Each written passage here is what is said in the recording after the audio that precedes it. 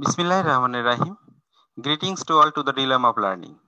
Dear students, this is an online video class lecture and I am with you Muhammad Habibur Rahman, your English teacher of Joshua Government City College, Joshua. At the onset of my lecture, I would like to welcome to you all who are following my class lecture attentively and continuing your study, staying at home during this corona pandemic. Dear student, before going to start our main lecture, I should remind you that the pandemic situation or corona pandemic situation is deteriorating day by day. So that is why you should be more up and doing in maintaining the health rules. And of course, you will continue your study. Besides, though corona pandemic situation exists in our country, not only in our country, but also all over the world. So in spite of that fact, we should continue our study because as a student, it is your first and foremost responsibility to continue your study attentively. Because you know, your family or your parents or your life, everything depend on your study. So as a student, you don't stop studying. So, in my last lecture, I delivered a lecture on, historical speech, 7 March speech. And today, also I am going to deliver a lecture on another topic that is English for today. You have English for today, English textbook. So today also I will be discussing another important topic. So hopefully you will enjoy the class. And of course, as usual, you should open your textbook that is English for today. And then we will discuss. So at first, I should show you the introduction to lesson at first. So hopefully you will be with me and you will have the textbook and you will follow this class attentively. So let's start our today's discussion.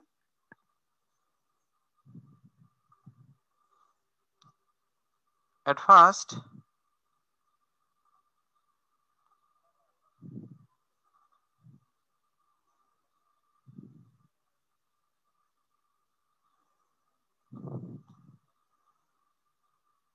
this is the introduction to lesson. You the students, this is the class or class lecture for subject English and the program, SSC. So the students who are studying class 11 and 12, so for them this class is for them. And your subject code 107 paper 1. And today I am going to deliver a lecture on unit 2. You have a textbook, so unit 2, that is greatest scientific achievement, and there you will have the lesson 1, some of the greatest scientific achievement of the last 50 years. So this will be the discussing matter today. And of course I will, after going through the text, I will show you two questions, that is I will show you now. So now we will have a look on learning outcome. So by the end of the study today, you will be able to understand this fact. Then we will be going through text from English for today. Then after studying or reading English for today, then we will fill in the blanks with suitable words from the box and fill in the blanks with appropriate words in each gaps. This is from English first paper. You have 100 marks for English first paper. So today I will discuss on it. And then, of course, as usual, you will have the homework as well. So before going to discuss our main discussion, for your encouragement, I will show you the textbook, because textbook is very important. So you always have this textbook, and I continuously show you this textbook. So this is the main textbook for you, English for today. And studying this textbook is very important for your examination. So here this is the revised edition. You have the previous edition, but this is the revised edition, so you should have these books. This is the, you will find, you may have the previous edition, that is 2015, but this is the book 2020. So here you will find some unit or some lessons will be revised or altered. So that is why you should be more conscious to follow these books. So here you will find this revised edition. So today, in my last class, last online class, I discussed on the unforgettable history. So today I am going to discuss on its greatest scientific achievement. But if you have the previous book or previous version, that is 2015, so that times this unit will be on unit 8.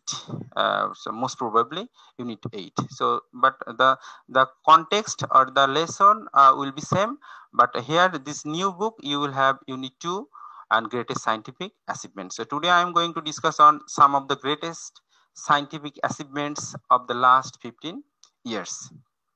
So I think you should have this book, and please open the textbook. So Nelson Mandela.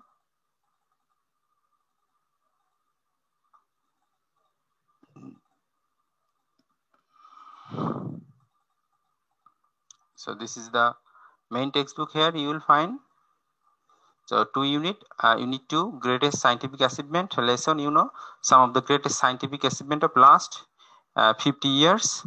So this is very important. So this is the text, we human being. So from here I will be discussing today. So this is the scientific achievement. So here you will find that first the artificial heart. You will find the artificial heart I will discuss today especially. Then cell phone, cell phone, the greatest achievement, scientific achievement. Personal computer, the fast communication satellite. Actually, the lesson is very long. The moon landing, this is greatest scientific. Internet, World Wide Web. So this class is for internet. So without internet, we cannot connect each other. This the microchip, so such type of question or such type of discussion you will find. But today, this is a long, very vast lesson. So that is why today I will discuss only one, that is artificial heart. Okay. So I think you will have, you should have this textbook. So now, and also now I will show you the slide.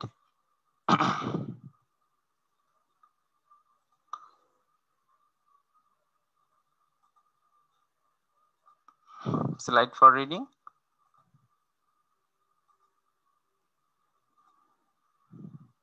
So this is the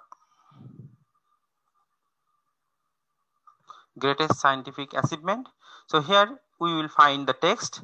Then after reading the text, we will have the new words and vocabulary, for English, as this is the foreign language. So we should have the meaning of this English. So without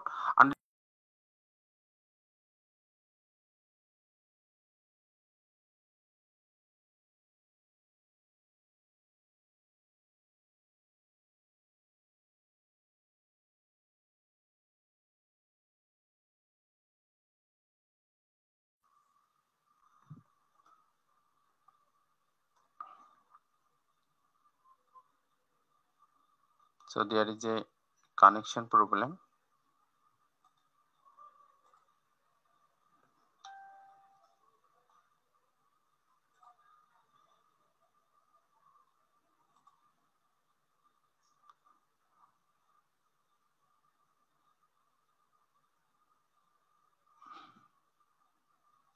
So now I think it is okay.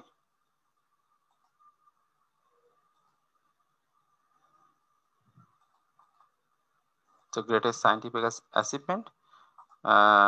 this is from your text. So now I will go through the text, and I think this is the slide on PowerPoint presentation, and you will go through your own textbook with me with this PowerPoint presentation. So my dear student, here you will find the line, we human beings tend to forget how far we have come as a species in a relatively short period of time. For your better understanding, I should speak Bangla as well. So here you will find, dear student, তোমরা দেখো এখানে যে লাইনগুলো এখানে নেওয়া হয়েছে এটা হলো তোমাদের মূল টেক্সট বই থেকে নেওয়া।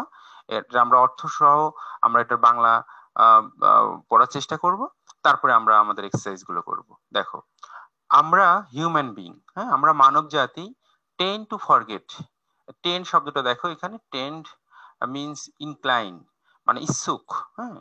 তার মানে আমরা মানব জাতি আমরা আমরা আমরা ইচ্ছুক টু ফরগেট, ভুলে যেতে, মানে আমাদের একটা ভুলে যাওয়ার একটা ইচ্ছা রয়েছে বা প্রবণতা রয়েছে। টেন্ড মানে প্রবণতাও বলতে পারো, যে আমাদের একটা প্রবণতা রয়েছে যে আমরা ভুলে যাই how far we have come, মানে কত দূর আমরা এসেছি। হাউ ফার মানে কত দূরে, উই হ্যাভ কাম আমরা এসেছি অ্যাজ এ স্পেসিস, মানে একটা প্রজাতি হিসাবে। স্পেসিস মানে কি বলো, প্রজাতি। বিং মানে প্রজাতি, হিউম্যান বিং মানে কি মানব জাতি বা প্রজাতি, স্পেসিস মানে প্রজাতি। In a relatively short period of time, এখানে দেখো রিলেটিভলি শব্দটা, রিলেটিভলি মিনস কম্পারেটিভলি, তার মানে তুলনামূলক ভাবে। তার মানে অল্প, শর্ট পিরিয়ড অফ টাইম মানে হচ্ছে অল্প সময়ের মধ্যে, যে আমরা অল্প সময়ের মধ্যে, তুলনামূলকভাবে অল্প সময়ের মধ্যে একটা জাতি হিসাবে, প্রজাতি হিসাবে আমরা কত দূর এসেছি, এটা মানব জাতি হিসাবে আমরা প্রায়ই ভুলে যাই, বা আমরা মনেই রাখি না যে আমরা মানব জাতি, আমরা আগে কোথায় ছিলাম আর আমরা কোথায় এসেছি। মিনিং বোঝা কিন্তু খুব জরুরি, কারণ তোমরা জানো যে এই তোমাদের টেক্সট বুকের ভেতর থেকেই বিভিন্ন এক্সারসাইজ আসবে, এটা প্রথম পত্র এবং দ্বিতীয় পত্রের জন্যই। এই জন্য তোমাদের যে ফিল ইন দ্য ব্ল্যাঙ্ক রয়েছে সেগুলো আমি কিন্তু আজকে করে দেখাবো। এর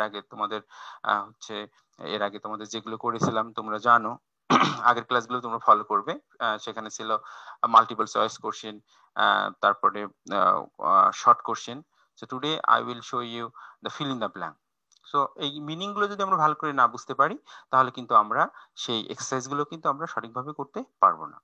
তারপর লাইনটা দেখো, তাহলে এটার লাইনটার মানে সবাই বুঝতে পারলে, প্রত্যেকটা লাইন, যে মানব জাতি হিসাবে আমরা এটা ভুলে যাই যে আমরা কত দূর এসেছি, how far as a species, প্রজাতি হিসাবে খুব কম সময়ের মধ্যে, তুলনামূলকভাবে কম সময়ের মধ্যে। It was only in the 1870s when we had the first house that was lighted with electricity. দেখো বলছে যে এটা ছিল ইন দা 1870s। দেখো এখানে আমি তোমাদের এটা দেখেছি, তোমরা অনেকে বুঝতে পারো না যে 1870, তার পাশে এস দেয়া রয়েছে, এটার অর্থটা কি। এটা দ্বারা তোমাকে বোঝাবে কি, ডিকেড বোঝাবে। ডিকেড তোমরা জানো দশক, মানে 10 বছর বোঝাই। এর কোন 10 বছর বোঝাবে, যখন দেখো এই 70 মানে 70, তাহলে 70 এটা বোঝাবে হলো 1870, সরি, 1870 থেকে 1879 পর্যন্ত। তার মানে 1870 সালের পহেলা জানুয়ারি থেকে শুরু হবে এবং এটা শেষ হবে 1879 সালের 31শে ডিসেম্বর পর্যন্ত। এই যে 10 বছর, এটাকে বোঝাবে। এস দ্বারা হলো এই ডিকেডসটা বোঝায়। তোমরা মনে রাখবা, যদি এখানে 60 থাকতো, 60 থাকতো, তাহলে এখানে 60 থেকে 69 পর্যন্ত হতো। তাহলে বুঝতে পারলে, মানে এটা এই এস দ্বারা কিন্তু ডিকেড বোঝায়। এটা তোমাদের এমসিকিউর মধ্যেও আসতে পারে, অনেকে আমরা বুঝতে পারি না, সাধারণ জ্ঞান হিসেবে আমরা বুঝতে পারি না। তোমরা আশা করি এটা এখন বুঝতে পারবে। তাহলে দেখো বলা হচ্ছে যে 1870 দশকেও, 1870 দশকের সময়ও, যখন 1870 দশক ছিল, তখন আমরা প্রথম আমাদের ঘর বাড়িতে আলো এসেছে। ঠিক আছে, যে ইট was only in the 1870s, মানে মাত্র 1870 দশকের সময়, মানে দেখা যাচ্ছে 1870 সালের দিকে বা 75 সালের দিকে, যখন আমাদের বাড়িতে প্রথম লাইটেড হয়েছে, মানে আলো জ্বলে। কিসের আলো? With electricity. তার মানে এই সময়ের আগে, 1870 সালের আগে দেখো কোনো ইলেকট্রিসিটি, কোথাও কোনো ইলেকট্রিসিটি ছিল না। তাহলে এটাও কিন্তু একটা খুবই গ্রেটেস্ট সায়েন্টিফিক অ্যাচিভমেন্ট, এই ইলেকট্রিসিটি। দেখো আমি এখানে একটা সিম্বলিক পিকচার দিয়ে রেখেছি, তাহলে এটা একটা বিষয়। তারপরে দেখো, cars just started to become available 100 years ago. কার তোমরা জানো, যে কোনো ধরনের গাড়ি বা ইঞ্জিন চালিত গাড়ি, 4 চাকার গাড়ি, এই গাড়িগুলো দেখো এগুলো অ্যাভেলেবেল হয় মাত্র 100 বছর আগে। তার মানে এখন কত 2000 সাল, তার মানে 1900 সালে।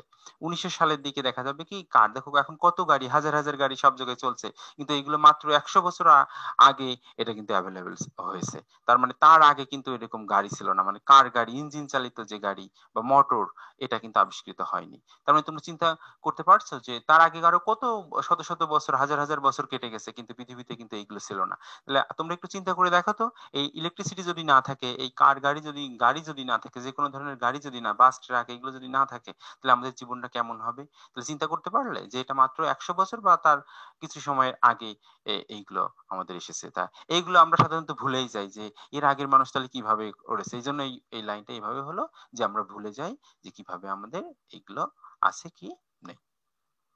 তাহলে বুঝতে পারলে এটা হলো প্রথম অংশ প্যাসেজের।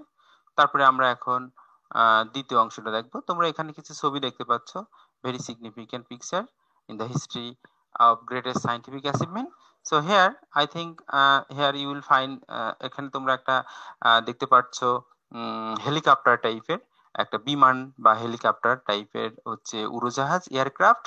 সেখানে একজন লোক আর অনেক লোকজন দেখো দেখছে। তাহলে এটা কি মূলত, এটা আমরা এখন এটার মধ্যে দেখবো। এটা তোমাদের টেক্সটে আছে, দেখো পরের লাইনে যে চার্লস লিন্ডবার্গ, দেখো Charles Lindbergh made the first transatlantic flight in 1927। দেখো তোমরা জানো যে বিমান যে চলাচল, এটা কিন্তু প্রথম শুরু হয় এই তোমার বিংশ শতাব্দীতে। তার মানে 20th সেঞ্চুরিতে, যেটা 1900 সালের দিকে তোমরা জানো বিমান প্রথম চালু হয়। কিন্তু এখানে যে ইনফরমেশনটা তোমাদের দিয়েছে যে 1927 সালে প্রথম কি হয়, ট্রান্স আটলান্টিক ফ্লাইট প্রথম চালু করে, কি করে, এই চার্লস লিন্ডবার্গ। তাহলে এটা হলো সেই চার্লস লিন্ডবার্গ যে প্রথম এই ট্রান্স আটলান্টিক ফ্লাইটটা করতে পারে কত সালে, 1927 সালে। তার মানে অল্প কিছু বছর আগে, মানে 100 বছরও কিন্তু এখনো হয়নি। তাহলে দেখো সেই 1927 সালে প্রথম ট্রান্স আটলান্টিক ফ্লাইটটা চালু করে কে বলো, এই চার্লস লিন্ডবার্গ। ইনি প্রথম আর কি এই আটলান্টিক মহাসাগর পাড়ি দেয়। তাহলে ট্রান্স আটলান্টিক ফ্লাইট এইটা কি, এটা বোঝার জন্য আমরা পরবর্তী স্লাইডে যাব।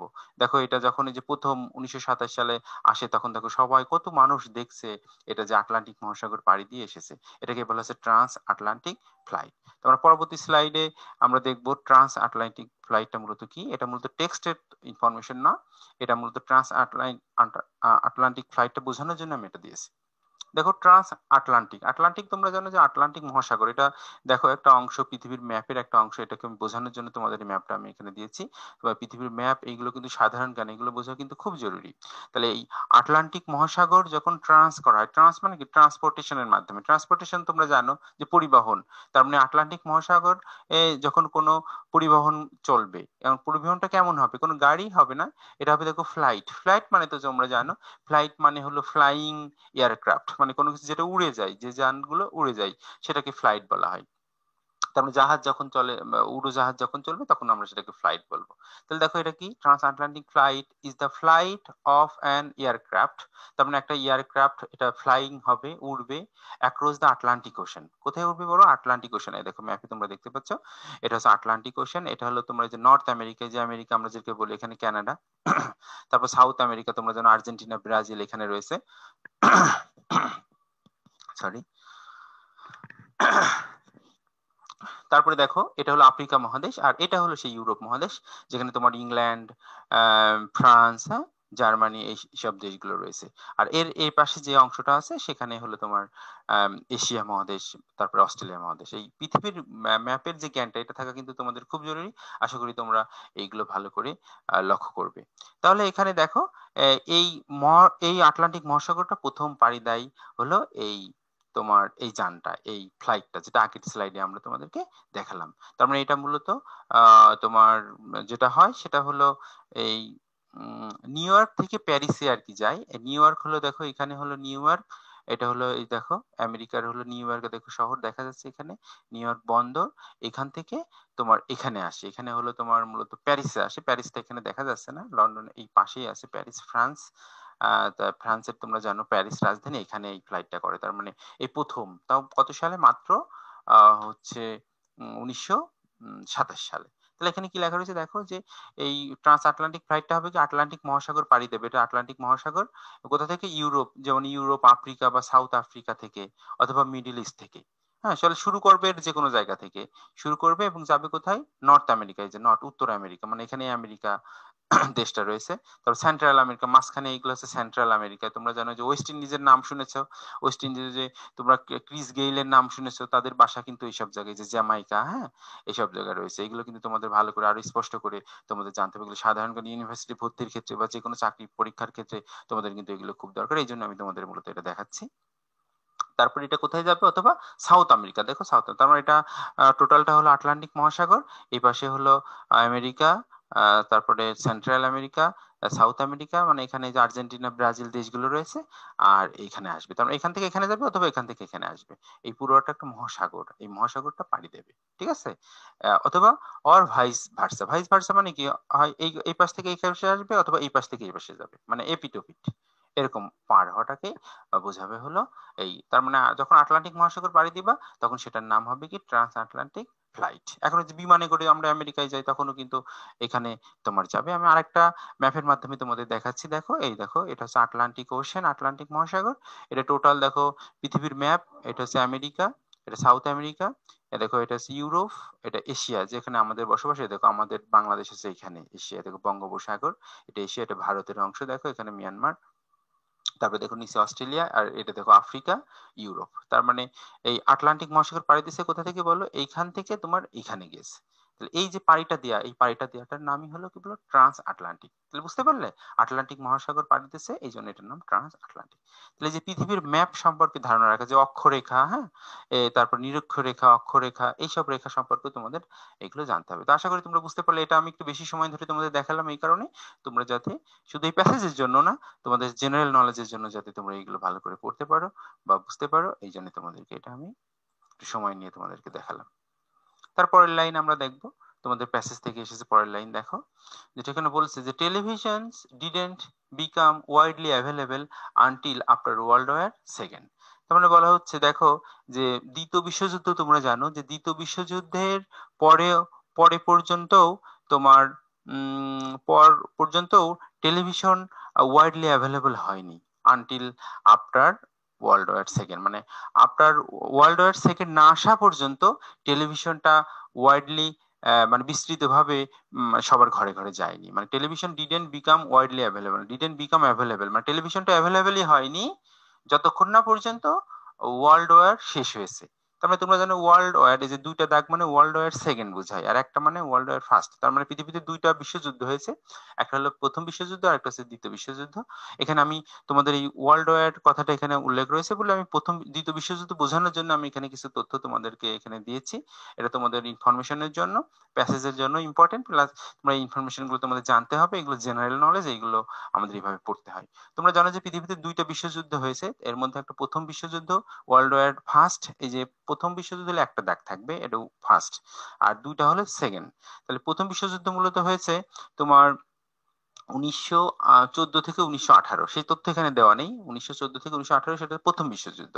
আর দ্বিতীয় বিশ্বযুদ্ধ দেখো, এটা 1939 থেকে 1945, এটা হলো দ্বিতীয় বিশ্বযুদ্ধ। এটা দেখো এখানে কি লেখা রয়েছে, দ্বিতীয় বিশ্বযুদ্ধ কি, largest war in human history, তার মানব ইতিহাসে এটা সবচেয়ে বড় যুদ্ধ। Involve countries, colonies, territories around the entire world, মানে সারা পৃথিবীর দেশ, উপনিবেশ, হ্যাঁ, বিভিন্ন অঞ্চল এখানে জড়িত ছিল। এবং এখানে দেখো কত লোক মারা যায়, 70 মিলিয়ন পিপুল এখানে মারা যায় এই যুদ্ধে। এই জন্য এটা খুবই ডেডলি। দেখো এই যুদ্ধে কারা কারা ছিল, একদম জেনারেল কিছু তথ্য তোমাদের জন্য দিয়েছি। তোমরা জানো যে যুদ্ধে দুইটা পক্ষ থাকে, আর এটা যেহেতু বিশ্বযুদ্ধ, তাহলে দেশ, বিভিন্ন দেশ, এখানে মেইন মেইন যে দেশগুলো জড়িত ছিল তাদের ইয়ে দেওয়া রয়েছে। দেখো অ্যালাইড পাওয়ার আর রয়েছে এক্সিস পাওয়ার। তাহলে দেখো অ্যালাইড পাওয়ার কারা, অ্যালাইড পাওয়ার হচ্ছে, অ্যালাইড মানে হচ্ছে তোমরা মিত্র শক্তি, মিত্র শক্তি, অক্ষ শক্তি, হ্যাঁ, অক্ষরেখা, তোমরা নাম শুনেছো অক্ষরেখা, পৃথিবীর অক্ষরেখা বরাবর যে তিনটা দেশ তাদেরকে অ্যাক্সিস পাওয়ার বা অক্ষ শক্তি বলা হয়। আর একটা আছে মিত্র শক্তি, অ্যালাইড পাওয়ার। মিত্র শক্তি মানে তোমরা জানো যে একই স্বগোত্রীয় যারা তারা। আর অ্যাক্সিস পাওয়ার মানে হলো অক্ষ, এই যে অ্যাক্সিস লাইন মানে অক্ষরেখা, সেই সেই রেখা বরাবর তিনটা দেশ দেখো, যেটা জার্মানি, জাপান আর ইতালি, এটা হলো তোমার অক্ষ শক্তি। মূলত এরা পরাজিত হয় আর এরা জয়ী হয়। তো এখানে অ্যালাইড পাওয়ারে কারা কারা আছে দেখো, ইউনাইটেড কিংডম তোমরা জানো, ইউকে মানে যুক্তরাজ্য, তারপর ফ্রান্স, সোভিয়েত ইউনিয়ন মানে রাশিয়া বর্তমান, আর হচ্ছে ইউনাইটেড স্টেট যেটা আমেরিকা, যেটা আমরা একটু আগেই ম্যাপে দেখে আসলাম। এরা এবং এরা দেখো, এরা হলো অনেক দেশই ইনভলভ থাকে, কিন্তু এরা হলো মেন ইনভলভ হয়। ঠিক আছে, তোমরা নাম হিটলারের নাম শুনেছো, জার্মানি, সেই মূলত ইয়ে ছিল। তারপরে তোমরা জাপানের এই দ্বিতীয় বিশ্বযুদ্ধের সাথে হিরোশিমা এবং নাগাসাকি, এটার তথ্য তোমরা জানো, দেখো কত মানুষ মারা গেছে, সেই ইনফরমেশন দেওয়া হয়েছে। এসব তথ্য কিন্তু তোমাদের জানতে হবে, যে লিটল বয় এবং ফ্যাটম্যান যে বোমা নিক্ষেপ করা হয় 6ই আগস্ট আর 9ই আগস্ট 1945 সালে, 6ই আগস্ট, হ্যাঁ, লিটল বয় আর ফ্যাটম্যান 9ই আগস্ট, এই যে তথ্যগুলো, এই তথ্যগুলো কিন্তু তোমাদেরকে জানতে হবে। আর এখানে হলো ইউনাইটেড এই এরা, তাই এই এই যুদ্ধটা হয়, এবং এই যুদ্ধে এরা মেন মেন দেশ, কিন্তু সারা পৃথিবীর কিন্তু অনেক দেশই হলো এটার সাথে ইনভলভ ছিল। তাহলে বুঝতে পারলে, এরা এদেরকে বলা হয় মিত্র শক্তি, ইংলিশে অ্যালাইড পাওয়ার, আর এদিকে হচ্ছে অক্ষ শক্তি, হচ্ছে তোমার এক্সিস পাওয়ার, এদেরকে বলা হচ্ছে অক্ষ শক্তি। তাহলে আশা করি তোমরা বুঝতে পারলে। তাহলে দ্বিতীয় বিশ্বযুদ্ধ হয়েছে দেখো অনেক পরে, 1945 সালে। সেই 1945 সালের পর না আসা পর্যন্ত টেলিভিশন অ্যাভেলেবেল হয়। তাহলে টেলিভিশন দেখো স্যার আমাদের চলেই না এখন, অথচ টেলিভিশনও দেখো মাত্র 1945 সালের পরে এটা আমরা পেয়েছি, তার মানে তার আগে ছিল না। তাহলে চিন্তা করো তাহলে কিভাবে আমাদের আমরা এগুলো চিন্তাই করি না যে কিভাবে আমাদের এগুলো এত দ্রুত আমাদের মধ্যে চলে এসেছে। হ্যাঁ, তাহলে এইগুলো এই জন্য বলা হচ্ছে যে এটা গ্রেটেস্ট সাইন্টিফিক অ্যাচিভমেন্ট। তাহলে আশা করি তোমরা এই ইনফরমেশন গুলো তোমরা বুঝতে পারলে। এর পরের যে প্যাসেজটা রয়েছে সেটা নিয়ে আমি পরের যে লাইনগুলো রয়েছে, আশা করি তোমাদের টেক্সট বুক তোমরা ওপেন করেছো, টেক্সট বুকে কিন্তু দেখো এগুলো রয়েছে। এরপরে আবার এগুলো থেকে এক্সারসাইজ শুরু হবে। পরের স্লাইড আমরা দেখি কি এখানে রয়েছে, টেক্সট বুকে দেখো। ইন আদার ওয়ার্ডস, অন্য অর্থে বলা যায়, the advances human kind has made in a relatively short period of time have been nothing short of extraordinary. দেখো মিনিং যদি ভালো করে আমরা না বুঝতে পারি, তাহলে কিন্তু আমরা এক্সারসাইজ ভালো করে করতে পারবো না। দেখো অন্য ভাষায় বলা যায় যে মানব জাতি যে অ্যাডভান্সেস গুলো, হ্যাঁ, অ্যাডভান্সেস মানে অগ্রগতি, যেটা হিউম্যান কাইন্ড হ্যাজ মেড, যেটা মানব জাতি এই অ্যাডভান্সেস গুলো করেছে in relatively short period of time, মানে অল্প সময়ের মধ্যে, have been nothing short of extraordinary. মানে যেগুলো এক্সট্রাঅর্ডিনারি তোমরা জানো, অ্যাস্টনিশিং বা অসাধারণ, মানে অসাধারণের আহ, হতে কোনোই কমতি নেই। মানে এগুলো আসলে হয়েছে, দেখো হ্যাভ বিন মানে হয়েছে, নাথিং শর্ট অফ এক্সট্রাঅর্ডিনারি মানে এক্সট্রা অর্ডিনারি না হয়ে পারেনি এমন। আর এখানে লক্ষ্য করো, এটা কিন্তু খুবই একটা কমপ্লেক্স সেন্টেন্স, খুবই ইম্পর্টেন্ট। এখানে ক্লজ আছে, দেখো দুইটা ক্লজ, এই বিষয়গুলো ভালো করে আমাদের বুঝতে হবে। সেটা দেখো যে the advances have been nothing short of extraordinary. দেখো আমি এখানে রং কালো করে রাখছি, যে এই লাইনটা দেখো, এই লাইনটা এটা হলো একটা ক্লজ, আর এটা মূলত মেইন ক্লজ, এটা হচ্ছে subordinate clause. Humankind has made in relatively short period of time, এটা হলো সাবঅর্ডিনেট ক্লজ, এখানে মূলত জয়নার উজ্জ আছে। আর এটা হলো সাবজেক্ট, মেইন ক্লজের সাবজেক্ট দ্য অ্যাডভান্সেস। এই অ্যাডভান্সেস থেকে শুরু হবে আবার এখান থেকে। অ্যাডভান্সেস দেখো প্লুরাল, এই জন্য এখানে হ্যাভ হয়েছে। যদি অ্যাডভান্সেস যদি সিঙ্গুলার থাকতো, এস না থাকতো, তাহলে এখানে হতো হ্যাজ, মনে রাখবা। তাহলে যে অ্যাডভান্সেস এটাও নাউন, দেখো এটাও নাউন, তো দুইটা নাউন তো পাশাপাশি বসে না, বুঝতে এইভাবে বুঝে নিতে হবে। দ্য অ্যাডভান্সেস হ্যাভ এখানে চলে আসবে, আর হিউম্যান কাইন্ড, যেটা দেখো হিউম্যান কাইন্ড সিঙ্গুলার বোঝাচ্ছে, এই জন্য হ্যাজ মেড। এই লাইনগুলো বোঝা কিন্তু খুব জরুরি।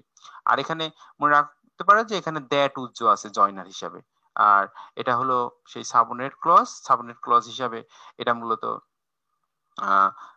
এখানে বসেছে। আর এই the advances have been nothing short of extraordinary, এটা হলো মেন ক্লজ। তাহলে বুঝতে পারলে যে যে অগ্রগতি হিউম্যান কাইন্ড অল্প সময়ের মধ্যে করেছে, এই অগ্রগতি এগুলো আর কি এক্সট্রাঅর্ডিনারি, এর কোনো শর্ট নেই, মানে এক্সট্রাঅর্ডিনারি হতে কোনো কিছুই শর্ট নেই। যে হ্যাভ বিন নাথিং, তার মানে হ্যাভ বিন এক্সট্রাঅর্ডিনারি, মনে করে যে নাথিং শর্ট অফ এখানে নেই, তাহলে কি হবে যে the advances have bin extraordinary. তার মানে এই যে অগ্রগতি এটা হয়েছে কি তোমার অসাধারণ। এই অসাধারণ হওয়ার ক্ষেত্রে কোনোই কমতি নেই, এই যে নাথিং শর্ট মানে কোনোই কমতি নেই। তাহলে বুঝতে পারলে মিনিংটা। and perhaps সম্ভবত just as extraordinary is how we tend to simply adapt to these incredible changes, not realizing how completely our world has been altered in a short span of time. তাহলে এখানে আরেকটা শব্দ দেখো, ইনক্রিডিবল, এখানে দেখো দিয়েছি আমি ইনক্রিডিবল, এটা হচ্ছে আনবিলিভেবল, আরো অনেক অনেক ইয়ে থাকবে, তোমরা এগুলো ভালো করে পড়বে তথ্যগুলো, মিনিং গুলো, অনেক অনেক ওয়ার্ড আমাদের জানতে হবে, এবং এগুলো কোন পার্টস অফ স্পিচ এগুলো কিন্তু আমাদের জানতে হবে। হ্যাঁ, এই বিষয়গুলো কিন্তু খুবই ইম্পর্টেন্ট। তাহলে এখানে লক্ষ্য করো যে ইনক্রেডিবল কোন পার্টস অফ স্পিচ এটা অ্যাডজেক্টিভ হিসেবে ব্যবহার হয়েছে, যে সম্ভবত মানে এটা এমনই অসাধারণ যে যেমন করে আমরা টেন টু সিম্পলি অ্যাডাপ্ট, যে আমরা হাউ যে কিভাবে আমরা খুব স্বাভাবিকভাবেই এই যে অসম্ভব যে অবিশ্বাস্য যে পরিবর্তন হচ্ছে এই পরিবর্তনের সাথে আমরা খাপ খেয়ে নিই। হ্যাঁ, নট রিয়েলাইজিং, আমরা উপলব্ধিই করি না যে হাউ কমপ্লিটলি আওয়ার ওয়ার্ল্ড, যে কিভাবে আমাদের পৃথিবীটা সম্পূর্ণভাবে তোমার পরিবর্তন হয়ে গেছে, দেখো has been altered in short span of time, মানে অল্প সময়ের মধ্যে। দেখো স্প্যানটা হলো কি বলো, পিরিয়ড। তাহলে বুঝতে পারলে যে অল্প সময়ের মধ্যে আমাদের এই বিষয়গুলো সব কিন্তু পরিবর্তন হয়ে যাচ্ছে। তাহলে এটা কি দাঁড়ালো, যে সম্ভবত এটা এতটাই অসাধারণ বা এক্সট্রাঅর্ডিনারি একটা বিষয় যে আমরা হাউ যেভাবে আমরা এইসব অবিশ্বাস্য পরিবর্তনের সাথে আমরা খাপ খায় নিই এবং আমরা উপলব্ধি করতে পারি না যে পৃথিবী কিভাবে অল্প সময়ের মধ্যে পরিবর্তন হয়ে যাচ্ছে। তারপর দেখো উইথ দ্যাট ইন মাইন্ড, এবং এটা আমাদের মনে থাকে, এটা মনে রেখে it is worth looking back, মানে এই জিনিসটা আমাদের মনে রেখে আমাদের উচিত, হ্যাঁ ইট ইজ ওর্থ লুকিং, তার মানে এটা আমাদের উচিত, হ্যাঁ পেছনে ফিরে তাকানো at some of the amazing scientific advances. তার মানে কিভাবে আমাদের পৃথিবীটা চেঞ্জ হয়ে যাচ্ছে, এই ক্ষেত্রে আমাদের পেছনে ফিরে তাকানোটাই আমাদের উচিত। এই যে ওর্থ লুকিং, মানে ওর্থ বলতে হলো মানে যোগ্য বা আমাদের উচিত, ঠিক আছে, উচিত অর্থে ওর্থ লুকিং একসাথে আর কি, যে আমাদেরকে অবশ্যই ফিরে তাকাবো at some of the amazing scientific advances, যে আশ্চর্যজনক অ্যাডভান্সেস গুলো হয়েছে সেগুলোর দিকে। We have made in the last few decade, তার মানে সর্বশেষ দশকগুলোতে আমাদের যে অগ্রগতি হয়েছে, সায়েন্টিফিক অগ্রগতি, সেইগুলো আমাদের ফিরে দেখা উচিত। তাহলে আমরা সেগুলো দেখবো। এখানেও দেখো একটা সায়েন্টিফিক অগ্রগতি তোমরা এখানে দেখতে পাচ্ছ, যে অ্যাস্ট্রোনটস নভোচারী চাঁদে যাচ্ছে, তাহলে এইগুলো সবই হলো সেই সায়েন্টিফিক। তারপরে দেখো এবার আমাদের মূল আলোচনায় চলে আসলাম, যে এতক্ষণ আমরা ইন্ট্রোডাকশন পড়লাম এই গ্রেটেস্ট সায়েন্টিফিক অ্যাচিভমেন্টের এই লেসনটার। এবার আমরা চলে আসলাম সরাসরি যেসব গ্রেটেস্ট সায়েন্টিফিক অ্যাচিভমেন্ট গুলো রয়েছে সেইগুলো হলো আমরা এখানে দেখবো। আজকে আমি আলোচনা করবো এই আর্টিফিশিয়াল হার্ট নিয়ে এবং তারপর এক্সারসাইজ করবো। দেখো তাহলে প্রথমে আমরা আলোচনা করতেছি কি নিয়ে, হার্ট। হার্ট তোমরা জানো যে হৃদয়, আমাদের যে হৃৎপিণ্ড, আমাদের বুকের, তোমরা দেখবা যে এই যে বুকের এইখানে মানে বাম পাশে এটা থাকে হার্ট। এই যেমন হার্ট অ্যাটাক, তোমরা তো শুনেছো হার্ট অ্যাটাক, দেখো বুকের ঠিক এইখানে থাকে, এইখানে যখন এখানে ব্যথা হয় তখন তোমার হচ্ছে ওই হার্টের মূলত সমস্যার জন্য হয়। এবং পৃথিবীতে বেশিরভাগ মানুষই এখন যত মানুষ মারা যায়, যে মূল কারণ, তার একটা অন্যতম প্রধান কারণ কিন্তু এই হার্ট। দেখো এখানে এটা বুকের এই বাম পাশে থাকে, এটা সবসময় চলতে থাকে, দেখবা এখানে মাথা দিবে, দিয়ে শুনবে এবং টিক টিক এরকম শব্দ হতে থাকবে। তা এই হার্ট বেশিরভাগ মানুষেরই আমাদের বিকল হয়ে যায়, এই জন্য বেশিরভাগ মানুষ মারা যায়। এই জন্য এই আর্টিফিশিয়াল হার্ট আবিষ্কার করা হয়েছে। দেখো আর্টিফিশিয়াল হার্ট, আর্টিফিশিয়াল তোমরা জানো যে নন ন্যাচারাল। তো দেখো এখানে কি বলা হচ্ছে আর্টিফিশিয়াল হার্ট সম্পর্কে। দেখো এটা একটা ছবি দিয়েছে, হার্টের একটা ছবি, যে there is nothing that piques the interest of human beings quite as much as the prospect of living a longer life. Meaning বোঝা খুবই জরুরি। দেখো বলছে যে there is nothing that piques the interest of human being, বলছে এমন কিছুই নেই যেটা হিউম্যান বিংকে মানে মানব জাতির ইন্টারেস্টকে জাগিয়ে তোলে। যে পিকস, পিকস মানে হলো প্রভোক, মানে জাগিয়ে তোলা বা উস্কে দেওয়া, বুঝেছো, যেটা জাগিয়ে তোলে এতটা বেশি যে as much as the prospect of living a longer life. Prospect মানে দেখো এখানে ভিজন, প্রসপেক্ট, প্রসপেক্ট মানে হলো ভিজন, প্রসপেক্ট মানে হলো সম্ভাবনা বা স্বপ্ন বা আশা, হ্যাঁ possibility, prospect of living a longer life.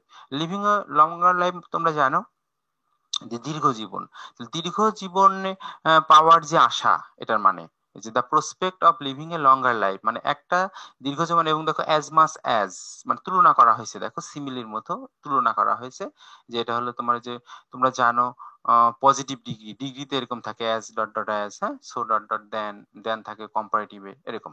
তাহলে এখানে তুলনা করা হচ্ছে দুইটা জিনিসের মধ্যে, যে দ্য প্রসপেক্ট অফ লিভিং আ লঙ্গার, এটা একটা জিনিস যে অ্যাজ এর পরে। তো এটা হলো, এটার মানে কি, যে একটা দীর্ঘ জীবন যাপনের যে আশা, হ্যাঁ এটা এটা মানে একটা দীর্ঘ জীবন মানে বেশি দিন বেঁচে থাকার যে আশা, এই আশাটা অন্য আর কোনো কিছুর সাথেই মানে হিউম্যান বিং এর আর কোনো কিছুর সাথেই আর তুলনা করা যায় না। দেখুন দেয়ার ইজ নাথিং, মানে আর কোনো কিছুই নেই এই লিভিং এ লঙ্গার লাইফ পাওয়ার যে আশা, হ্যাঁ, এটা ছাড়া আর কোনো কিছুই নেই যেটা আমাদেরকে প্রভোক করে, হ্যাঁ, আমাদেরকে পিকস করে the interest of human being quite. মানে হিউম্যান বিংকে হিউম্যান বিং এর ইন্টারেস্টকে, মানে হিউম্যান বিং এর মানব জাতির আশা আকাঙ্ক্ষাকে জাগ্রত করে। আর এমন কোনো কিছুই নেই যেমনটা করে এ লঙ্গার লাইফ পাওয়ার আশা। বুঝেছো? তার মানে আমাদের আমাদের মনকে সব থেকে বেশি তোমার আগ্রহ জন্মায়, বা আমাদের মনে সব থেকে বেশি যে জিনিসটা সবচেয়ে বেশি পিক করে বা ইনভোক করে, সেটা হলো দীর্ঘদিন বেঁচে থাকা। তার মানে কি, আমরা যদি যদি আমরা বুঝতে পারি, বা কেউ যদি বলে যে তুমি অনেকদিন বেঁচে থাকবা, তাহলে কিন্তু আমরা আর কোনো কিছুই কিন্তু আমরা নিতে চাইবো না পৃথিবীর, তাই না? ধন সম্পদ যাই বলো, নিতে চাইবো না যদি আমরা বেশি দিন বেঁচে থাকি। তাহলে যেমন ধরো তার অনেক টাকা আছে, সেও কিন্তু সব দিয়ে দিত যদি সে বেশি দিন বেঁচে থাকতো, তার কাছে ওই সম্পদের কোনো মূল্য কিন্তু হতো না।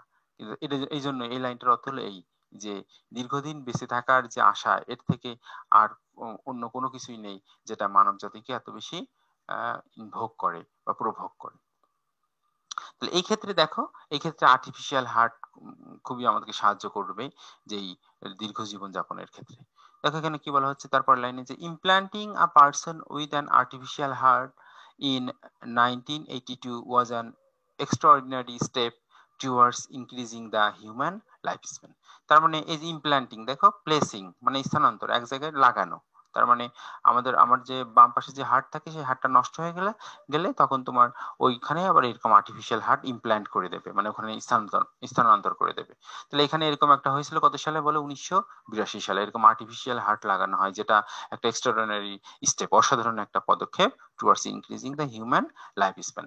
যেটা হলো মানব জীবনের যে স্প্যান, সেটা কিন্তু বাড়িয়ে দিয়েছে। যে হার্ট নষ্ট হয়ে গেলে কিন্তু মারা যেত, কিন্তু এখন এটার জন্য আমাদের আশা জাগছে, যদিও এখনো অনেক উন্নত হয়নি, তবে এটা আমাদের আশার কথা যে এটা স্টার্ট হয়েছে। তাহলে এটা আমাদের জন্য একটা greatest scientific achievement in medical science and as well as the history of human being।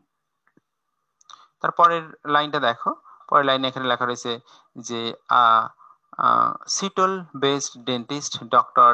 Benary Clark was the first person implanted with the Jarvik 7, an artificial heart intended to last a lifetime।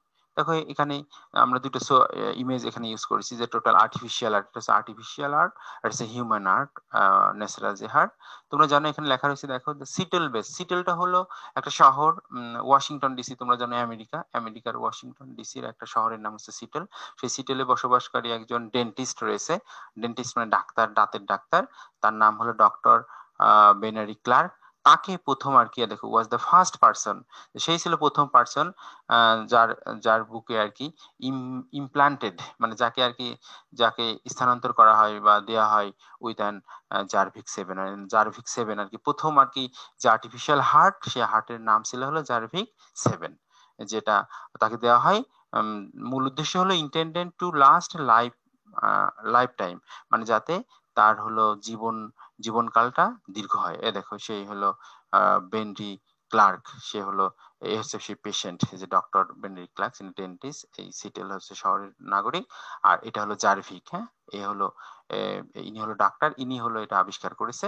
আর এই পেশেন্টকে প্রথম লাগানো হয় এই Jarvik 7। তাহলে Jarvik 7 খুব important, এটা হলো প্রথম আর্টিফিশিয়াল হার্ট। তাহলে আশা করি তোমরা বুঝতে পারলে। তারপরের লাইনে আমরা চলে যাই।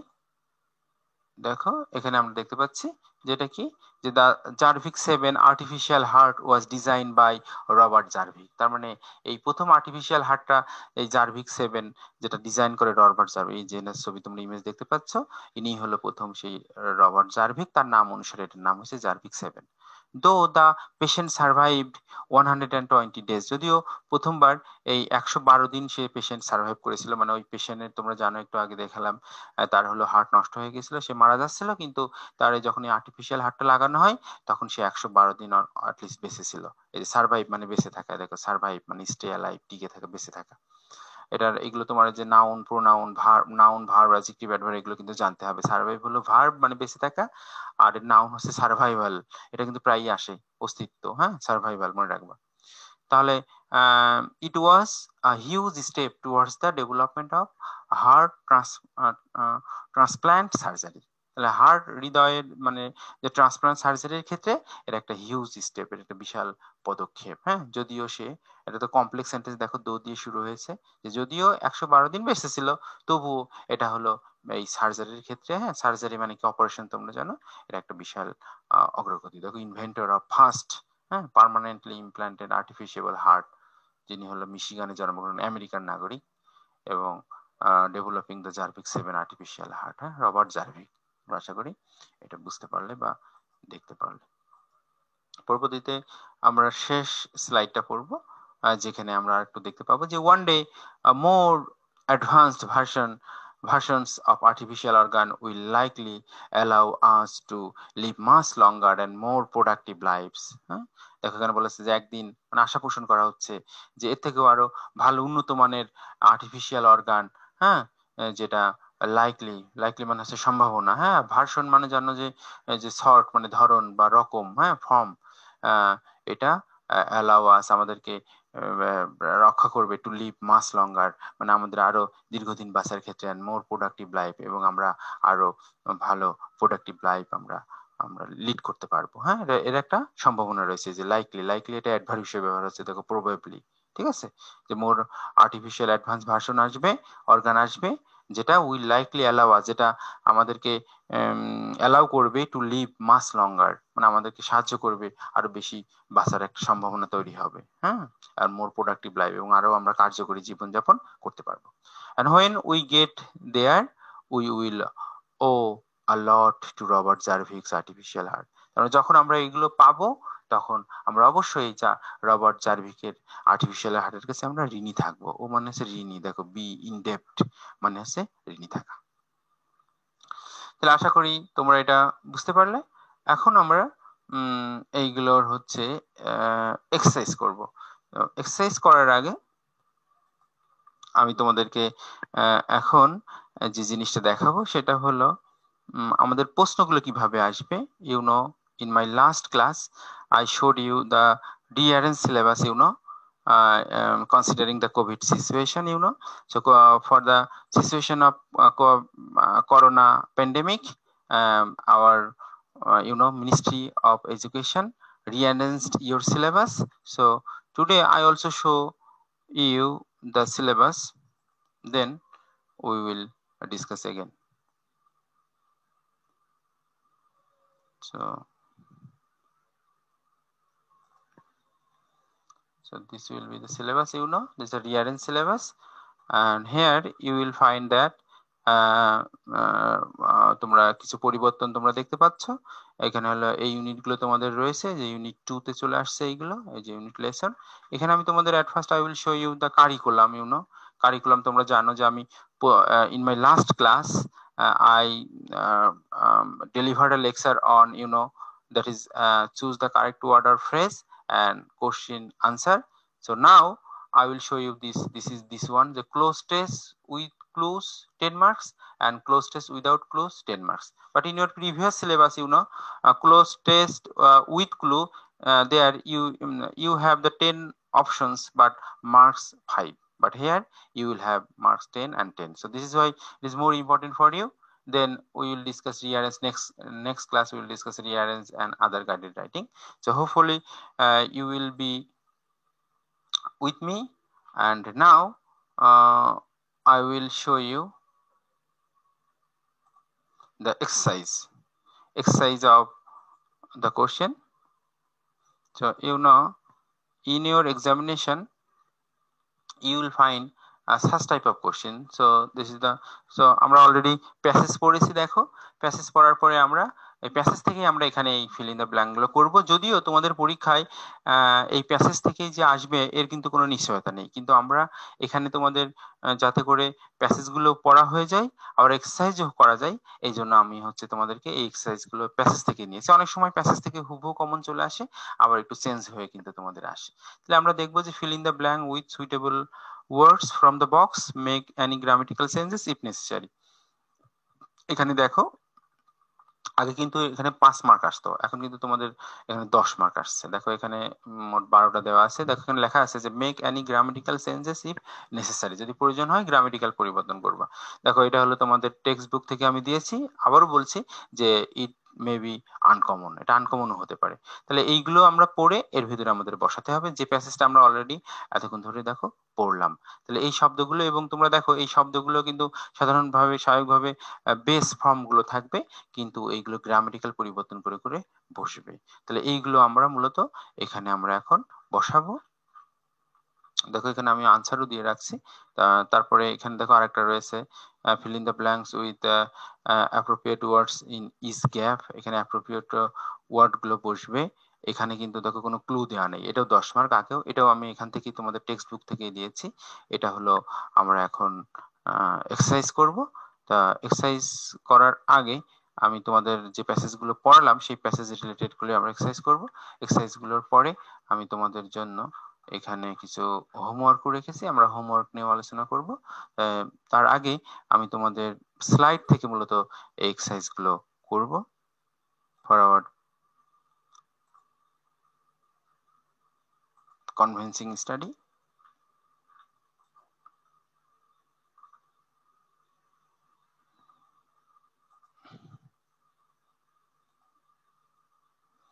So this is the passage, তো এখানে তোমরা দেখতে পাচ্ছ যে এরকম করে তোমাদের প্যাসেজ আসবে। দেখো আমি মূল বই থেকে এটা নিয়েছি, যে আর এখানে উপরে এরকম শব্দ থাকবে যে we human being dash two forget how far we dash as a species in a relatively short period of time. মানে অলরেডি আমি কিন্তু এই প্যাসেজ নিয়ে আলোচনা করলাম, সেটা থেকে দিয়েছি তোমাদের আরো সুবিধার জন্য, কিন্তু পরীক্ষায় কিন্তু এগুলো আনকমনও আসতে পারে। তাহলে দেখো প্যাসেজগুলো যদি অনেক সময় কমন আসে, দেখো প্যাসেজ বা রিডিং এটা যদি আমরা ভালো করে পড়ি বা ভালো করে মিনিং করতে পারি, তাহলে আমাদের এখানে বসাতে পারবো। আর এখানে দেখো যে উপরে যে শব্দগুলো আছে এই শব্দগুলো কিন্তু হুবহু সেম আকারে বসবে না, অনেক সময় এগুলো গ্রামাটিক্যাল চেঞ্জ হয়ে হয়ে বসবে। তাহলে আমরা মিনিং করি। অলরেডি আমরা পড়েছি যে আমরা মানব জাতি, আমরা প্রায়ই কি হয় ড্যাশ ভুলে যাই। এই ড্যাশের জায়গায় ড্যাশ বলে তোমরা মিনিং করবা, যে ভুলে যাই যে কত দূর আমরা ড্যাশ অ্যাজ এ স্পেসিস, মানে প্রজাতি হিসাবে অল্প সময়ের মধ্যে, হ্যাঁ রিলেটিভলি শর্ট টাইম, মানে অল্প সময়ের মধ্যে আমরা এই কত দূর আমরা এসেছি, তাই না? তাহলে এসেছি ইংলিশ হবে এখানে। আসার ইংলিশ তোমরা জানো কাম, কিন্তু কাজটা অলরেডি হয়ে গেছে, যে আমরা ভুলে যেতে, আমরা হলো আমাদের ভুলে যাওয়ার একটা ঝোঁক রয়েছে বা আমরা ভুলে যাই। হ্যাঁ, তাহলে সেটার ইংলিশ দেখো এখানে ইনক্লিনেশন থেকে আসবে। তাহলে এখানে কিন্তু দেখো ভার্ব হবে, যে উই হিউম্যান বিং, এটা হলো সাবজেক্ট, আর এখানে বসবে হলো ভার্ব। তাহলে এখানে আমরা ভুলে যাই, তাহলে মিনিং করে আগে বুঝতে হবে যে এখানে আমরা ভুলে যাওয়ার আমাদের একটা প্রবণতা রয়েছে। তাহলে প্রবণতার ইংলিশ হলো এই ইনক্লিনেশন। এটা হচ্ছে নাউন আকারে আছে, কিন্তু তোমার এখানে কি হিসেবে বসাতে হবে বলো? ভার্ব হিসেবে বসাতে হবে। তাহলে উত্তরটা কি হবে? উত্তরটা হবে দেখো ইনক্লাইন। তার মানে ইনক্লিনেশনের ভার্ব হচ্ছে ইনক্লাইন। আর সাবজেক্টটা যেহেতু প্লুরাল, অতএব এস বেস যোগ হবে না। আবার এটা হচ্ছে থার্ড, এটা হচ্ছে চিরন্তন সত্য, তাই না, যে আমরা ভুলে যাই। আর দেখো মূল টেক্সটে কিন্তু এখানে টেন্ড ছিল, টেন্ড এটা সিনোনিম আর কি। এই ইনক্লিনেশন টেন্ডের হচ্ছে, ইনক্লাইনের সিনোনিম হচ্ছে টেন্ড। তাহলে এরকম সিনোনিমও থাকতে পারে। তারপরে দেখো আমাদের আন্দাজে মুখস্থ করার কোনো সুযোগ নেই, আমাদের অনেক অনেক করে ওয়ার্ড জানতে হবে, ভোকাবুলারি জানতে হবে, তাহলে কিন্তু আমরা এগুলো পারবো। তাহলে বুঝতেই পারলে যে আমরা মানব জাতি, আমরা ভুলে যেতে, আমরা ভুলে যাই প্রায়ই, বা ভুলে যাওয়ার প্রবণতা রয়েছে, যে আমরা কতদূর এসেছি। দেখো কতদূর এসেছি, এখানে আসার ইংলিশ কাম, কিন্তু শুধু কাম বসালে হচ্ছে না, মানে আমাদের কাজটা হয়ে গেছে, যে আমরা কতদূর এসেছি একটা প্রজাতি হিসাবে, তাই না? তাহলে আসার, তাহলে কাজটা হয়ে গেছে, তাহলে কোনো কাজ এইমাত্র হয়ে গেছে বোঝালে কিন্তু প্রেজেন্ট পারফেক্ট টেন্স হয়। তাহলে আমাদের এখানে প্রেজেন্ট পারফেক্ট টেন্সে করতে হবে। তাহলে শুধু কাম বসালে হবে না, আমাদের এখানে বসাতে হবে কি বলো? প্রেজেন্ট পারফেক্ট টেন্সে কি লাগে? হ্যাভ অথবা হ্যাজ লাগে, এবং তারপর মূল ভার্বের ভিত্তি। সেজন্য আমাদের এখানে দেখো উই হ্যাভ কাম, আমরা এসেছি অ্যাজ এ স্পেসিফিক প্রজাতি হিসাবে, হ্যাঁ অল্প সময়ের মধ্যে। তাহলে এইগুলো হচ্ছে গ্রামেটিক্যাল পরিবর্তন, এগুলো তোমাদের খেয়াল করতে হবে। তারপরে দেখো এখানে বলা হচ্ছে যে আগে আমরা পড়লাম একটু আগে, যে 1870-এর দশকে, হ্যাঁ, যখন আমরা প্রথম আমাদের ঘর বাড়ি কি হয়েছে বলো? বিদ্যুতের দ্বারা আলোকিত হয়েছে। দেখো তাহলে এখানে আলোকিত ইংলিশ হবে। আলোকিত ইংলিশের যে ক্ষেত্রে এখানে দেখো লাইট রয়েছে, লাইট। লাইট শব্দটা যদি তুমি যদি শুধু লাইট বসাও, তাহলে কিন্তু দেখো এই সেন্টেন্সটা হবে না। কেন হবে না? কারণ এটা এমনিতেই ধরো অতীতকালের ঘটনা। দেখো এটা কিন্তু পাস্ট টেন্স, আগের সেন্টেন্স প্রেজেন্টে ছিল, কিন্তু এই সেন্টেন্সটা টোটালি মিনিংটাও পাস্টে করতেছে। এবং এখানে দেখো শুধু পাস্ট করলেই হবে না, এখানে আরেকটা জিনিস খেয়াল রাখতে হবে, এটা হলো প্যাসিভে হবে। অ্যাক্টিভ প্যাসিভ, তোমরা ভয়েসের ক্ষেত্রে আমরা এর আগের ক্লাসগুলোতে দেখবা আমি তোমাদের ভয়েস নিয়ে আলোচনা করেছি। অ্যাক্টিভ প্যাসিভ কিন্তু খুব ইম্পর্টেন্ট। দেখো এখানে বলতেছি যে প্যাসিভ কখন হয়, যখন সাবজেক্ট নিজে কাজ না করে। তাহলে এখানে দ্যাট হলো তোমার জয়নার, দ্যাট যেটাকে আমরা বলি রিলেটিভ প্রোনাউন। তাহলে এর আগে যে শব্দটা থাকে সেটা হলো অ্যান্টিসিডেন্ট। তাহলে সেই অ্যান্টিসিডেন্ট অনুসারে কিন্তু এই ভার্বটা হয়। তাহলে অ্যান্টিসিডেন্ট কি আছে, দ্য হাউস। তাহলে দ্য হাউসটাই হলো এখানে সাবজেক্ট হিসাবে কাজ করবে এই ভার্বের। তাহলে বললো দেখো যে এটা 1870 এর দশকে যখন, হ্যাঁ, আমরা আমাদের ঘর বাড়ি প্রথম বিদ্যুতের দ্বারা আলোকিত করেছি। তাহলে ঘর বাড়ি আলোকিত করেছি, এখানে সাবজেক্ট হচ্ছে ঘর বাড়ি, আর কাজটা হলো কি আলোকিত করা। তাহলে ঘর বাড়ি আলোকিত করা, তো আলোকিত কাজটা কি ঘর বাড়ি নিজে সাবজেক্ট করেছে, নিজে করেছে না কারো দ্বারা হয়েছে, মানে কি আমাদের দ্বারা। তাহলে সাবজেক্ট নিজে কিন্তু আলোকিত করার কাজটা করেনি, এই কারণে তোমার এটা প্যাসিভে হবে। আর প্যাসিভ হওয়া মানেই হলো, প্যাসিভে তোমাদের অতীতকালের ঘটনা থাকলে অক্সিলারি ভার্ব লাগবে ওয়াজ ওয়্যার, এবং তারপরে মূল ভার্বের ভি3। তাহলে লাইটের ভি3 কি বলো, লাইটেড। আর যদি এটা অ্যাক্টিভে হতো তাহলে শুধু লাইটেড দিলেই হয়ে যেত, যেহেতু অতীতকালের ঘটনা। তার মানে the first house that was lighted, তার মানে প্রথম বাড়ি যেটা আমরা আলোকিত করেছিলাম কি দ্বারা, বিদ্যুতের দ্বারা। দেখো কিন্তু অপশনে কিন্তু শুধু লাইট দেওয়া আছে। লক্ষ্য করো যে তাহলে এইগুলো আমাদের কিন্তু খুব ভালো করে বুঝতে হবে, এই অ্যাক্টিভ প্যাসিভ। তাহলে সেন্টেন্স গুলো কত ভালো করে আমাদেরকে পড়তে হবে, বুঝতে হবে, তখনই কিন্তু আমরা এইগুলো পারবো। এটাও দেখো একটা কমপ্লেক্স সেন্টেন্সে রয়েছে। তাহলে দ্য হাউস এটা অ্যান্টিসিডেন্ট, আর এটা হচ্ছে সেই রিলেটিভ প্রোনাউন, এবং এই অ্যান্টিসিডেন্ট অনুসারে এখানে প্যাসিভ হলো, কারণ এই এই এই কাজটা এই সাবজেক্ট করছে না, ইনডিরেক্ট অন্য দ্বারা করা হচ্ছে, এই জন্য তোমার প্যাসিভে। এরপর দেখো, car just started to become available 100 years ago and Charles Lindbergh dashed the first transatlantic flight in 1927। তার মানে তোমরা জানো চার্লস লিন্ডবার্গ যে প্রথম এই যে ট্রান্স আটলান্টিক ফ্লাইট, একটু আগে আমি পড়িয়ে আসলাম যে 1927 সালে সে এই প্রথম এই এই এই ফ্লাইটটা, মানে এই বিমান পরিচালনাটা সে করেছিল। তারপরে কাজটা করা বা তৈরি করেছিল। তাহলে এখানে আমরা মেক দিতে পারি, মেক মানে করা, কিন্তু এটা অতীতকালে করেছিল দেখো 1927 সালে। তাহলে অতীতকালে করার জন্য তাহলে ও অতীতের ঘটনা, এই জন্য মেক দেখো এখানে প্রেজেন্টে আছে। তাহলে এখানে আমাদের কি দিতে হবে বলো, এখানে আমাদের মেকের পাস্ট ফর্ম দিতে হবে মেড, এইভাবে। এরপর দেখো, television dash widely available until until after second world war. তার মানে দ্বিতীয় বিশ্বযুদ্ধের পর পরেও পর্যন্তও তোমার টেলিভিশন অ্যাভেলেবেল হয়নি, তাই না? দ্বিতীয় বিশ্বযুদ্ধ না আসা পর্যন্ত, হ্যাঁ, দ্বিতীয় বিশ্বযুদ্ধের পর না আসা পর্যন্ত তোমার টেলিভিশনটাও অতটা অ্যাভেলেবেল হয়নি। দেখো, হওয়া ইংলিশ হবে, হওয়া ইংলিশ হচ্ছে বিকাম, কিন্তু দেখো হয়নি মানে অতীতের ঘটনা এবং নেগেটিভ অর্থ প্রকাশ পাচ্ছে। এই জন্য আমাদের এখানে কি লিখতে হবে বলো, এখানে অতীতকালে যখন নেগেটিভ হয় তখন ডিড নট হয়, এবং তারপর মূল ভার্বের ভি1 হয়। এই জন্য দেখো television did not become widely available, এইভাবে দেখো। তাহলে দেখো আমাদের এইগুলো হচ্ছে গ্রামেটিক্যাল পরিবর্তন। গ্রামেটিক্যাল পরিবর্তন সাথে সাথে মিনিং এবং গ্রামেটিক্যাল সব কিন্তু খেয়াল করতে হবে। তাহলে আশা করি তোমরা বুঝতে পারলে। এইভাবে আরো এক্সারসাইজ করবা, যে এখানে আমরা 5টি করলাম, এখন আমরা পরের 5টি আমরা দ্রুত করে নিই, সময় time is limited. দেখো, in other words, the advances humankind has made in a relatively short period of time dash nothing short of extraordinary। আমরা প্যাসেজের মধ্যে পড়ে আসলাম, এই জন্য দেখো আমাদের ইজি হচ্ছে যে দ্য অ্যাডভান্সেস অনুসারে এখানে ভার বসবে, আর humankind has made in a relatively short period of time, এই জায়গা থেকে এই পর্যন্ত হলো তোমার সেই সাবঅর্ডিনেট ক্লজ, আর এখানে সাবজেক্ট হচ্ছে মেইন ক্লজের সাবজেক্ট হচ্ছে দ্য অ্যাডভান্সেস, এটা অনুসারে এখানে আমাদের ভার বসাতে হবে। তাহলে আমরা মিনিং করি যে অন্যভাবে বলা যায়, অন্য ভাষায় বলা যায় যে অগ্রগতি যেটা মানব জাতি করেছে, হ্যাঁ, অল্প সময়ের মধ্যে, এই অগ্রগতি এটা অসাধারণ হওয়া ছাড়া, অসাধারণ না হয়ে, মানে অসাধারণ হওয়ার ক্ষেত্রে কোনো ঘাটতি হয়নি।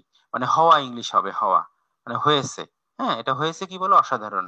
নাথিং শর্ট অফ এক্সট্রাঅর্ডিনারি, মানে অসাধারণ এর হতে কোনো ঘাটতি পড়েনি, তাই না? এই যে নাথিং এর জন্য না কথাটা আসলো। তাহলে হওয়া ইংলিশ হবে। তাহলে আমরা জানি বি মানে হওয়া, আর তার মানে হয়েছে, মানে কাজটা হয়ে গেছে অলরেডি, এই জন্য এটা পারফেক্ট টেন্স হবে। তাহলে বি থেকে হওয়া, আর এটার কাজটা হয়েছে পারফেক্ট টেন্সে। পারফেক্ট টেন্সে তোমরা জানো যে হ্যাভ অথবা হ্যাজ, তারপরে মূল ভার্বের ভি3। তাহলে হওয়ার ইংলিশ হচ্ছে বি, বি হচ্ছে ভি3 বিন। আর বিকামও আমরা দিতে পারতাম, কিন্তু বিকাম তো আমরা অন্য জায়গায় ইউজ করেছি, সেজন্য আমরা এটা ইউজ করলাম যে হ্যাভ বিন, মানে এটা হয়েছে, কাজটা হয়েছে। আর এখানে হ্যাভ কেন হলো দেখো, কারণ এখানে সাবজেক্ট হলো দা অ্যাডভান্সেস। আমি কিন্তু প্যাসেজ পড়ানোর সময় এগুলো নিয়ে আলোচনা করেছি, তোমরা কিন্তু প্যাসেজ গুলো প্রথমের দিকে ভালো করে তোমরা পড়ে নিও। তাহলে দা অ্যাডভান্সেস, এই কারণে এখানে কিন্তু হ্যাভ হয়েছে। হ্যাজ দিলে কিন্তু টাইম দেখে তোমরা অনেকে হ্যাজ দিবা, তাহলে কিন্তু হবে না। তাহলে দা অ্যাডভান্সেস এখান থেকে have become have been nothing short of extraordinary. তো দেখো perhaps just as extraordinary is how we tend to dash adapt to these incredible changes. তার মানে আমরা দেখা যাচ্ছে যে সম্ভবত এটা অসাধারণ যে আমরা কিভাবে we ten to dash adapt, যে আমরা খুব মানে স্বাচ্ছন্দ্যে আমরা এটার সাথে খাপ খেয়ে নিয়েছি, হ্যাঁ, এই অবিশ্বাস্য পরিবর্তন, হ্যাঁ, এবং আমরা উপলব্ধিই করিনি যে কিভাবে আমাদের পৃথিবীটা এই অল্প সময়ের মধ্যে ড্যাশ হয়ে গেছে, কারণ অল্প সময়ের মধ্যে পরিবর্তন হয়ে গেছে, তাই না? বা অল্প সময়ের মধ্যে আমরা পৃথিবীটাকে পরিবর্তন করে ফেলেছি, ঠিক আছে? এখানেও সেই পৃথিবী কিন্তু নিজে পরিবর্তন হয়নি, মানে আমরা এইসব আবিষ্কারের মধ্যে দিয়ে কিন্তু পৃথিবীটাকে পরিবর্তন করছি। তাহলে আমরা এখানে আমরা আগে বসিয়ে নিই যে তাহলে এটা কিভাবে যে আমরা আমাদের আমরা টেন্ড মানে আমাদের প্রবণতা রয়েছে যে আমরা এইসব অবিশ্বাস্য পরিবর্তনের সাথে আমরা আমাদের নিজেদেরকে কত সহজভাবে আমরা নিজেদেরকে খাপ খেয়ে নিয়েছি, হ্যাঁ। তাহলে দেখো এই যে টু হলো তোমার 2 + V1 মানে হচ্ছে ইনফিনিটিভ, তাহলে ইনফিনিটিভ এর মাঝে কোনো কিছু বসার কথা না, তাহলে যেখানে টুর পরে ভার্বের প্রেজেন্ট ফর্ম বসার কথা কিন্তু তার মাঝে গ্যাপ আছে, তাহলে এরকম অর্থে তোমরা বুঝবে যে যেখানে কোনো কিছু বসার কথা না সেখানে কি বসে বলো, অ্যাডভার্ব বসে। তাহলে সহজেই ইংলিশ হলো অ্যাডভার্ব এখানে বসাতে হবে। দেখো এখানে আছে সিম্পলিসিটি, তাহলে এই সিম্পলিসিটিটা নাউন, তাহলে ওটার অ্যাডভার্ব হবে। এটা সিম্পল হলো অ্যাডজেক্টিভ, সিম্পলিসিটি হলো নাউন, আর সিম্পলি হলো তোমার অ্যাডভার্ব। তাহলে এখানে উত্তরটা হবে কি বলো, সিম্পলি। মানে কত সহজ ভাবে দেখো এখানে কিন্তু আছে সিম্পলিসিটি, কিন্তু তোমাকে কিন্তু ইউজ করতে হচ্ছে কি বলো, তোমাকে এখানে ইউজ করতে হচ্ছে সিম্পলি। খুব ইম্পর্টেন্ট কিন্তু এইগুলো কিন্তু তোমাদের ভালো করে না বুঝতে পারলে কিন্তু তোমাদের এগুলো কিন্তু হবে না। তাহলে দেখো এই যে পার্টস অফ স্পিচ, হ্যাঁ, নাউন, ভার্ব, অ্যাডজেক্টিভ, অ্যাডভার্বের ব্যবহার এগুলো কিন্তু খুব ইম্পর্টেন্ট। তাহলে দেখো আমরা খুব simply adapt this incredible changes. তাহলে উপরে ছিল সিম্পলিসিটি নাউন, কিন্তু এখানে দেখো মিনিং অনুসারে কি হলো বলো, সিম্পলি। এই বিষয়গুলো আমাদেরকে শিখতে হবে, এটা হচ্ছে ল্যাঙ্গুয়েজ, হ্যাঁ, ভাষার দক্ষতা। এবং নাও এবং আমরা উপলব্ধি, হ্যাঁ, করতেই পারি না যে কিভাবে আমাদের পৃথিবীটা পরিবর্তন হয়ে গেছে। তাহলে দেখো এই পৃথিবী পরিবর্তন হয়েছে, পৃথিবী তো নিজে নিজে পরিবর্তন হয় না, মানে আমাদের দ্বারা পরিবর্তন হয়েছে, তার মানে এটা প্যাসিভে হবে, সাবজেক্ট এখানে আওয়ার ওয়ার্ল্ড। আর এটা দেখো কাজটা হয়ে গেছে, তার মানে পারফেক্ট টেন্স, পারফেক্ট টেন্সের প্যাসিভ। তাহলে পারফেক্ট টেন্সের যেমন প্রত্যেকটা টেন্সেরই কিন্তু অ্যাক্টিভ এবং প্যাসিভ আছে, তাহলে পারফেক্ট টেন্সের প্যাসিভে হলো কি লাগে, হ্যাজ বিন অথবা হ্যাভ বিন। তাহলে আওয়ার ওয়ার্ল্ড হলো থার্ড পারসন সিঙ্গুলার, এই জন্য হ্যাজ বিন লাগবে। আর পরিবর্তন হওয়ার ইংলিশ কি, অল্টার, তাহলে অল্টারের ভি3 লাগবে, বুঝেছো? তাহলে দেখো উত্তরটা কি হয়েছে, হ্যাজ বিন অল্টার্ড, হ্যাঁ। তার মানে আমাদের পৃথিবীটাকে পরিবর্তন করা হয়েছে এই অল্প সময়ের মধ্যে, এটা আমরা উপলব্ধিই করতে পারিনি, হ্যাঁ। And with that in mind it is in worth dash back at the sum of the amazing dash। তার মানে ইট ইজ ওর্থ ড্যাশ, তাই না? না আমাদের উচিত ফিরে দেখা, তাহলে ওর্থ লুকিং, ওর্থ লুকিং মানে আমাদের উচিত দেখা, হ্যাঁ। এই দেখো লুকিং, এখানে লুক আছে কিন্তু কিন্তু আমাদের নাউন ব্যবহার করতে হলো, কারণ ওর্থ হলো অ্যাডজেক্টিভ, অ্যাডজেক্টিভের পরে নাউন হয়, ওর্থ লুকিং একসাথে, হ্যাঁ, এটা ফ্রেজ, তাহলে noun phrase worth looking, looking হচ্ছে নাউন আর ওর্থ হলো অ্যাডজেক্টিভ। তারপর আমাদের এটা ফিরে দেখা উচিত at some of the amazing dash advances. তার মানে এই যে খুবই বিস্ময়কর যেসব ড্যাশ অগ্রগতি হয়েছে, তাহলে দেখো অগ্রগতি নাউন, তো নাউনের আগে যদি গ্যাপ থাকে তাহলে সেখানে সাধারণত অ্যাডজেক্টিভ বসে। তাহলে এখানে আমরা কি অগ্রগতি, মানে বিজ্ঞানসম্মত অগ্রগতি, তাহলে এখানে সায়েন্স আছে, সায়েন্স অ্যাডভান্সেস দিলে হবে না, সায়েন্স হলো নাউন, তাহলে দুইটা নাউন পাশাপাশি হবে না, তাহলে এই সায়েন্সের আবার অ্যাডজেক্টিভ নিয়ে আসতে হবে। তাহলে সায়েন্সের অ্যাডজেক্টিভ কি বলো, সাইন্টিফিক। তার নাউনের আগে কি বসে, অ্যাডজেক্টিভ বসে। তার মানে look back at some of the amazing scientific advances, তার মানে আমাদের অনেক সাইন্টিফিক অ্যাডভান্সেস হয়েছে দ্যাট উই মেড। তাহলে এখানে আমরা সায়েন্সের অ্যাডজেক্টিভ হবে কি বলো, সাইন্টিফিক। তাহলে scientific advances we made in the last few ডিকেডস। তাহলে আশা করি তোমরা এই বিষয়গুলো বুঝতে পারলে। এইভাবে আমাদের এক্সারসাইজ করতে হবে। আমি তোমাদের জন্য হোমওয়ার্ক এখন দেবো, অনেক সময় চলে গেল, sorry for the long discussion. Now I will show you the home task. This is very important. So in this way you will do exercise, because you know for any subject, especially English, it is very important to do exercise. So I will advise you, so try to exercise more and more. So this is the another passage, another fill in the blank. This is the homework for you, and here also you will find another fill in the blank with clue. This is the clue, and have you heard the name of Orpheus? Orpheus তোমরা তোমাদের একটা passage রয়েছে তোমাদের মূল টেক্সটে তোমরা দেখে নিবা। দেখো এটাও কিন্তু বিভিন্ন স্কুলে এসেছে, সেখান থেকে আমি কলেজ থেকে এসেছে, সেখান থেকে কিন্তু তোমাদের আমি এটা দিয়েছি। তোমরা আশা করি এইগুলো মনোযোগ সহকারে প্র্যাকটিস করার চেষ্টা করবা। এটা অরফিউস তোমাদের টেক্সট বুকে এটা রয়েছে, আমি তোমাদের দেখিয়ে দেব। আর আরেকটা দিয়েছে ফিল ইন দ্য ব্ল্যাঙ্ক, হচ্ছে অ্যাপ্রোপ্রিয়েট গ্যাপ। এখানে হলো বিউটি দিয়ে, beauty is easy to appreciate but difficult to define. এটা হচ্ছে উইদাউট ক্লু। আশা করি তোমরা এই প্র্যাকটিস গুলো করার চেষ্টা করবা, এটা তোমাদের জন্য খুবই ইম্পর্টেন্ট হবে আশা করি। So I should show you, so this is the beauty and the Orpheus. So I should show you the text from your textbook. So I need only few minutes for you. So this is the textbook, so if you look at your textbook, you will find, I'll show you the passage Orpheus. So this is the, just for your encouragement I will show you for your exercise. This is what is beauty. So this passage 53 page, this is a new edition books, and then you will find this is the diaspora, and then you will find this is the Orpheus. Okay, 14 Orpheus. So from here you will find this homework. So hopefully you will exercise a lot, and thanks for watching or following this video class lecture. And hopefully during this corona pandemic, my dear student, you will follow this video class lecture, and of course try to continue your study heart and soul, because after Ramadan or Eid, so hopefully our college will be reopened, so that times you will have a great task. So that is why you should be more up and doing in studying, and don't stop gaining knowledge, because everything we know that for due to corona pandemic many people die, but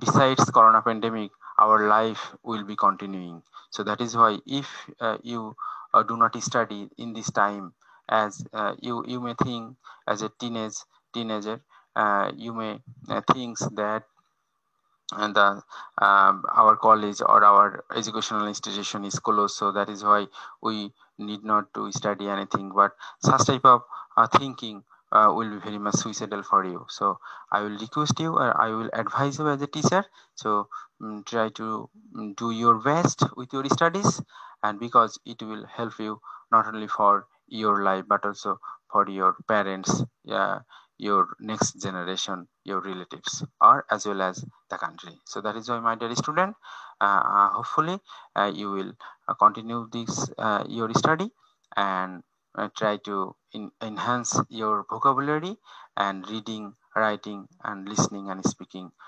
practice as well. So hope for the best. Thank you very much for your patience hearing my lecture.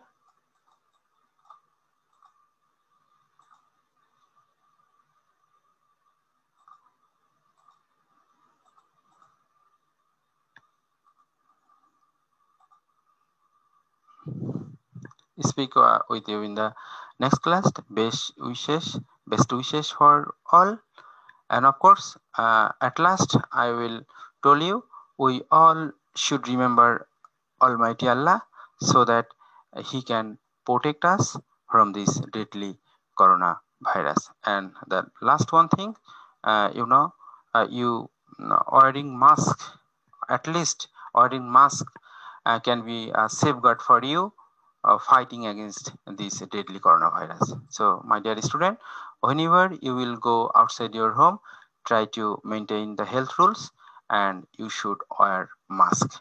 And of course, without emergency or without mandatory, you should not go outside home for corona situation or corona virus. So thank you very much.